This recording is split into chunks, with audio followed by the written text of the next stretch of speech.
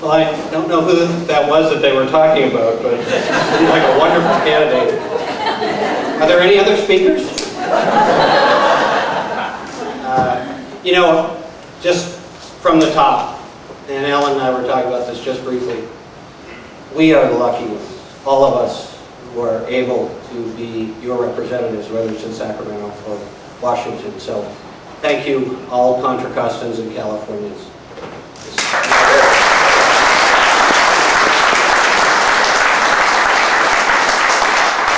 And some of the people that weren't allowed to come up and say nice things about me, I'd like to recognize. We do have a lot of good friends who are elected officials here in the audience, and I'm going to run through their names, and we can give a good hearty round of applause for all of these folks, but I really appreciate all of you being here this evening. Someone already mentioned Mr. Bates, a great legislator, and now a great mayor in the city of Berkeley.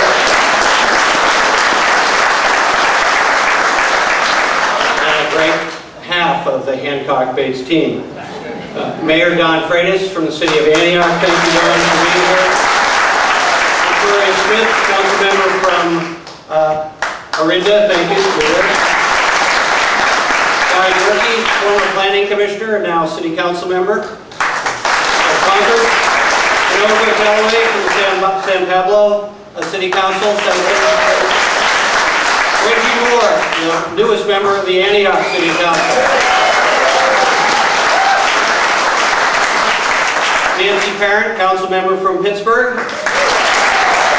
Sal Evelyn, who just came in the back of the room, another council member from the city of Pittsburgh. Mark Ross, council member from Martinez. Bill Finn, council member from Concord. Dick Allen and Nathan Priest from the Monte Alamo Unified School District. John Coleman from the East Bay Mud Board. And we've got 3 candidates for the 15th Assembly District, and one of these folks are going to take the 15th Assembly District and make it the last legislative district in the Bay Area that is still held by a Republican, but they will be held by one of these 3 people, making it unanimous. Will all be Democrats from the Bay Area. Joe Buchanan, Steve Wilson, and Fred Black.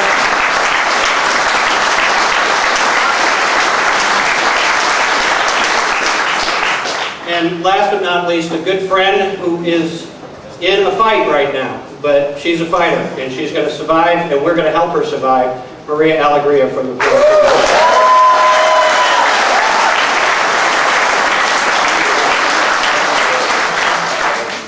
And then to all those people who said nice things, some of you have heard this saying by me before, but there is a saying that says, after an introduction like I just received, if my parents were here, my father would be proud, and my mother would know the truth. But with that, I would like to introduce my brother Ted, who's standing over here. And I do want to recognize, before I begin, all my staff members. If you could just stand for a second. They have done amazing job today. And in a moment, I'm going to talk about our day today. But first, I'd like to thank all of the people who spoke as an introduction. First of all, Congressman George Miller. And for those of you who didn't catch what he said after he said, I got a bridge named after him, which, by the way, was no easy task. At one point, I told his son, I said, you know, the rule in the Assembly is, the actual wording is this, in order to have a state facility named after you, you either have to be dead or you have to be out of office. Seems like you'd be both if you were the former. But in George's case, I suggested, you know, I've always wanted to be a member of Congress.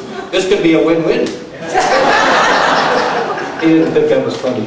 Anyway, for those of you who missed his comments after he said he got a bridge named after me, meaning George, and we were all laughing, and what he said after that was, think of what he can do for you.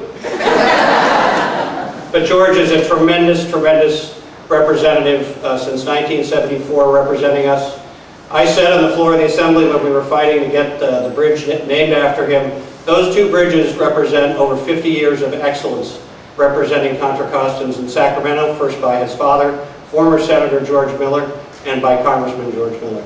And it will be a remarkable thing for me to be able to say that I will take the seat of Senator Tom Torlakson that was once held by Senator George Miller. Ellen Tauscher, what can we say about Ellen Tauscher? It wasn't that long ago that Ellen Tauscher beat a man, I think his name was Baker. And no one thought she could do it, and no one thought she could hold that seat. And look what she's done. She's held that seat with courage and conviction, and Ellen, thank you. We're good friends, Helen and I. We go way back. Thank you for all your kind comments.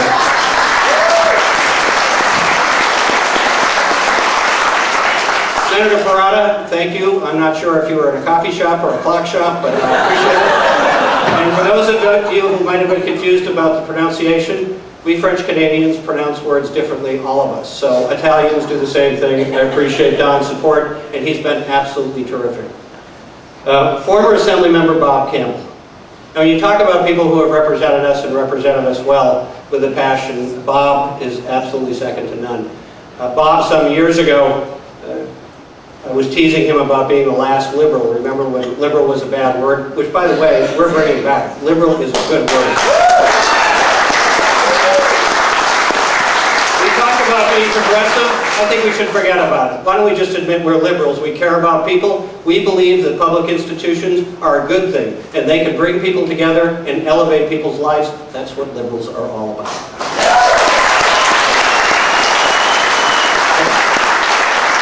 That man, when he served in the position I now currently hold, had two large posters in his office that I used to like to tease him about. And one is of Gandhi, and one is of Martin Luther King. And I would invite all of you to come to my office because those two posters are now in my office. Lend-Lease, he says. I didn't agree to pay for them. I thought they were represented. Susan Bonilla. I mean, Susan, what a great thing to be followed at the time of